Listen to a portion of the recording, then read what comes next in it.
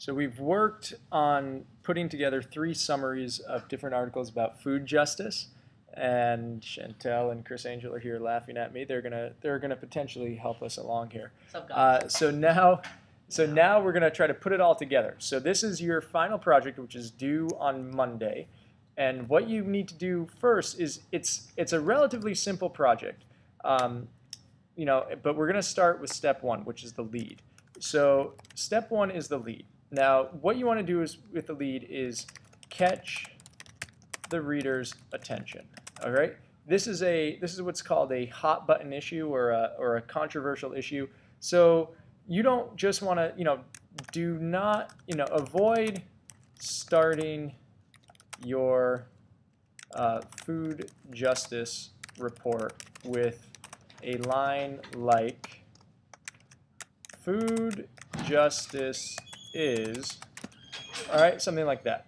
What you might want to do is from your research, start with an anecdote, that's simply just a story from one of the article's videos you watched. All right, make this personal and real for the reader. All right, so what you might want to do is say, and this is just an example. You might want to start, so example. All right, I went to the corner store this morning for breakfast. As I do every day, I bought a bag of Cool Ranch Doritos,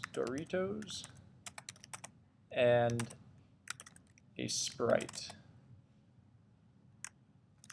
For lunch, I picked up some Skittles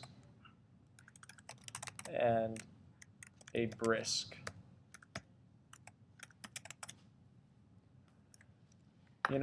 Unfortunately,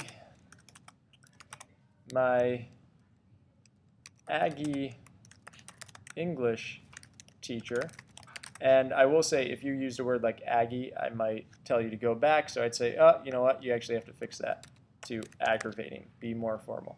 My aggravating English teacher, Mr. Katzman, had us reading about food justice that day. For the first time, I started wondering why it was that most of the corner stores only offered processed, unhealthy food. I couldn't find a fresh piece of fruit or fresh vegetables in most of the stores around my home.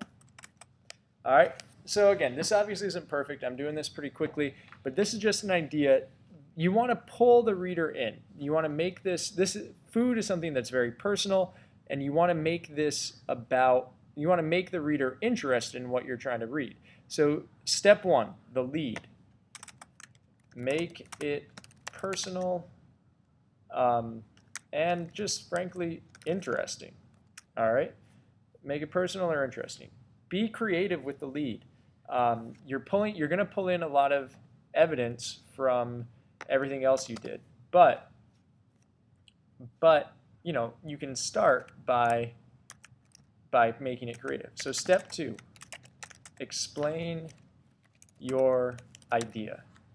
All right, so this is very simple. The second step is simply explain what you understand food justice to be. All right, what does explain what food justice means to you. All right, now I'm not going to put an example there because I don't want to give you any ideas.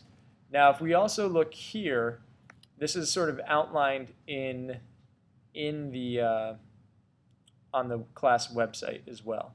Okay, and I'll put a link on these notes as well, right up here at the top, just so that we have that as well. All right, but step 3 is explain why food justice is an important topic.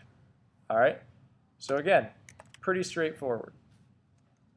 This is your own thinking and ideas based on what you have read and watched this week.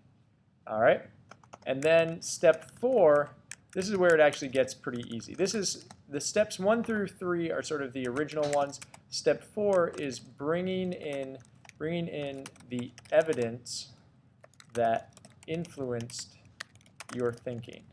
All right, so what does this mean? That's a complicated way of saying basically use the summaries you wrote during the week.